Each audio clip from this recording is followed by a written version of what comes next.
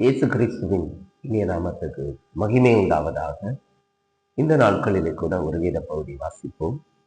யோவான் எழுதின சுவிசேஷம் 6ஆம் அதிகாரம் 51வது வசனம். நானே வானத்திலே இறங்கின ஜீவ அப்பம். இந்த அப்பத்தை புசிக்கிறவன் என்றென்றைக்கும் பிழைப்பான். நான் கொடுக்கும் அப்பத்தை உலகத்தில் ஜீவன் நான் கொடுக்கும் என் மோட்சமே என்றார். இந்த இடத்துல பார்க்கும்போது தேவன் இயேசு தன்னை குறித்த ஒரு அப்பம் என்று சொல்லி தன்னை மென்ஷன் பண்ணுகிறதை பார்க்க முடிகிறது. அது வானத்திலிருந்து இறங்கி வந்தவர் என்று, வானத்தில் இருக்கிறவர் என்று அவர் மென்ஷன் பண்ணுகிறார்.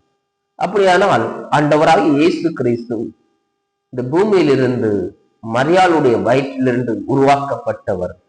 ஆனாலும் அது எங்கே இருந்து பார்க்கும்போது வானத்திலே நான் இருந்தேன் என்று சொல்லுகிறார். அப்படியானால் அப்பம் வானத்திலே இருக்கிறது. அதை புசிக்கத்தக்கதான பூமியிலே வெளிப்படுகிறார். அப்படியானால் எதற்காக வெளிப்படுகிறானால், மனிதன் பாவம் செய்து அவன் விழுந்து போனபடினாலே அவர்களை நீக்கும்படியாக அந்த ஜீவ அப்பமாக பூமியிலே அவர் வெளிப்படுகிறார். அவரை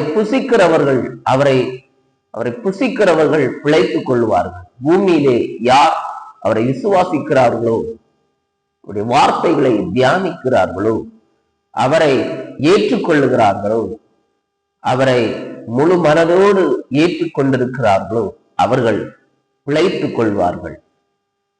ஜீவ காலம் முழுவதும் அவர் பிழைத்துக் கொள்வார்கள்.